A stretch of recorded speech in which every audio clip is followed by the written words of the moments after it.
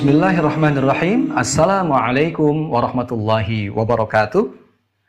Alhamdulillahirabbil alamin wassalatu wassalamu ala asyrafil mursalin sayyidina Muhammadin wa ala alihi wa ashabihi ajma'in. Amma ba'd.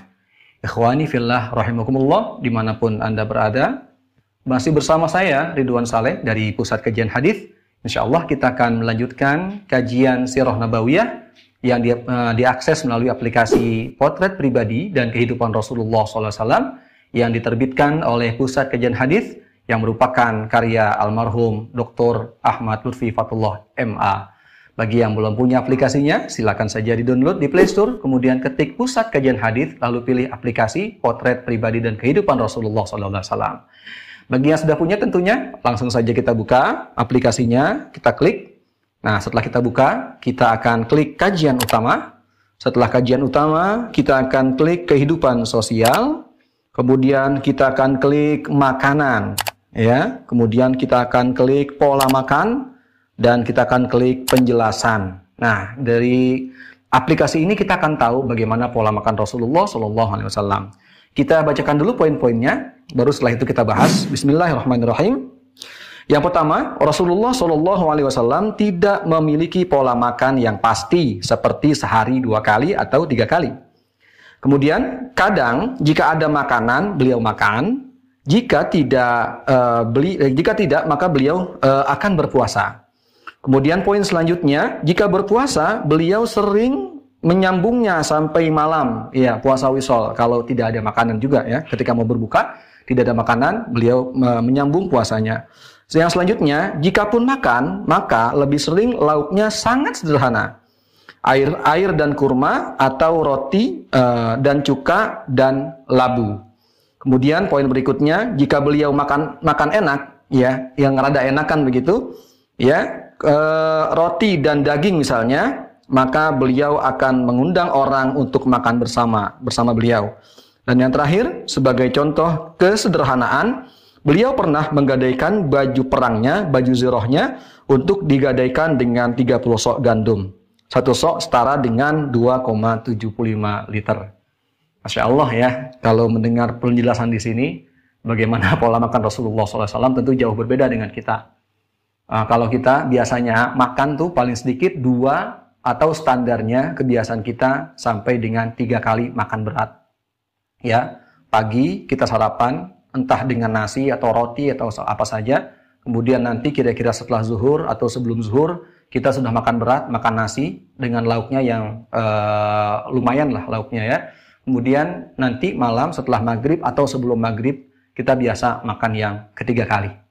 Tapi Rasulullah SAW, ya, jika ada makanan, beliau makan seadanya. Dan jika tidak ada makanan, beliau berpuasa. Nah, kemudian juga sekalipun makan enak Rasulullah, yang dirasa enak oleh beliau, agak mewahan sedikit ya, versi beliau, misalnya roti dengan daging, beliau tidak mau makan sendiri. Ya, beliau selalu mengajak entah sahabatnya atau keluarganya atau yang lainnya ya untuk berbagi walaupun tidak banyak. Jadi di sini kesederhanaan, ya, kemudian kesahajaan dan juga kerukunan gitu ya. Keguyuban itu betul-betul dirasakan oleh keluarga Rasulullah SAW. Kalau kita ya makan itu inginnya enak, ya, karena kita ingin makan itu enak. Tapi kalau Rasulullah SAW ya makan itu sekedar hanya untuk mengganjal perut agar tidak lapar saja. Sekalipun sudah tidak ada ya beliau puasa. Artinya dengan kondisi seperti itu, dengan kondisi yang perutnya lumayan kosong, beliau tidak merasakan efek untuk malas ibadah. Jadi ada makan, nggak ada makan, puasa atau tidak, beliau tidak sekendur semangat ibadahnya.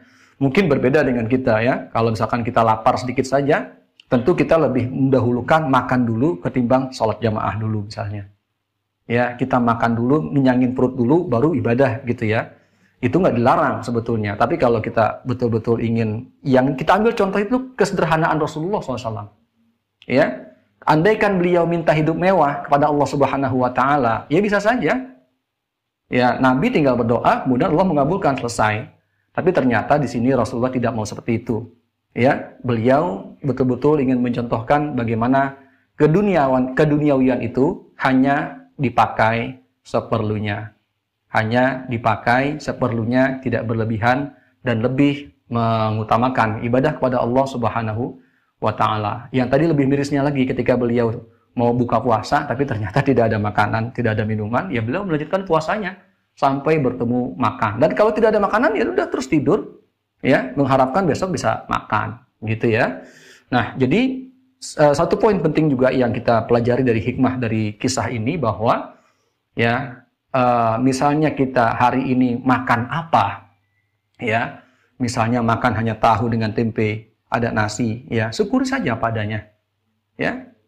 Rasulullah bahkan hampir tidak pernah kalau ada yang makan, kalau dia tidak. Yang penting ibadah tidak kendor. Yang penting ibadah tetap berjalan dengan seperti biasanya. Kalau kita tidak bisa mencontoh sepenuhnya Rasulullah SAW, paling tidak kita, ya, jangan sampai tidak bersyukur dengan apa yang kita miliki, dengan apa yang kita makan. Wallahu a'lam bishawab. Assalamualaikum warahmatullahi wabarakatuh.